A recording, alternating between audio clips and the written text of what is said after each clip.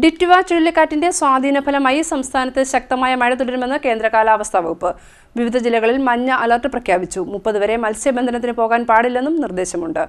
സംസ്ഥാനത്ത് വരും ദിവസങ്ങളിലും മഴ ശക്തമായി തുടരുമെന്ന് കേന്ദ്ര കാലാവസ്ഥാ വകുപ്പ് മുന്നറിയിപ്പ് നൽകുന്നു.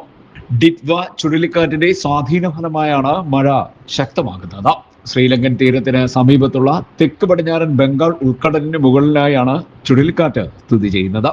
വടക്ക് പടിഞ്ഞാറ് ദിശയിൽ സഞ്ചരിച്ച് ശ്രീലങ്ക തീരവും സമീപ തെക്ക് പടിഞ്ഞാറൻ ബംഗാൾ ഉൾക്കടലും വഴി ഈ മാസം 30 രാവിലെയോടെ വടക്കൻ തമിഴ്നാട്, പുതുച്ചേരി, തെക്കൻ ആന്ധ്രാപ്രദേശ് തീരത്തേക്ക് ചുഴലിക്കാറ്റ് നീങ്ങാൻ സാധ്യതയുണ്ടെന്നും കാലാവസ്ഥാ വകുപ്പ് മുന്നറിയിപ്പ് നൽകുന്നു. മഴ മുന്നറിയിപ്പിന്റെ ഭാഗമായി വിവിധ ജില്ലകളിൽ മഞ്ഞ അലർട്ട് പ്രഖ്യാപിച്ചു.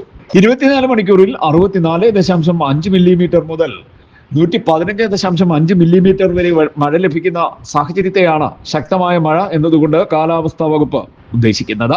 അതേസമയം കേരള, ലക്ഷദ്വീപ് തീരങ്ങളിൽ മത്സ്യബന്ധനത്തിന് നവംബർ 30 വരെ വിലക്ക് ഏർപ്പെടുത്തിയിട്ടുണ്ട്. കർണാടക തീരത്ത് മത്സ്യബന്ധനത്തിന് തടസ്സമില്ലെന്നും കേന്ദ്ര കാലാവസ്ഥാ വകുപ്പ് അറിയിച്ചു. മഴയോടൊപ്പം ഇടിമിന്നൽ സാധ്യത കൂടിയുള്ളതിനാൽ ജാഗ്രത പാലിക്കണമെന്നും നിർദ്ദേശമുണ്ട്. CDNet news, Kayamkulam.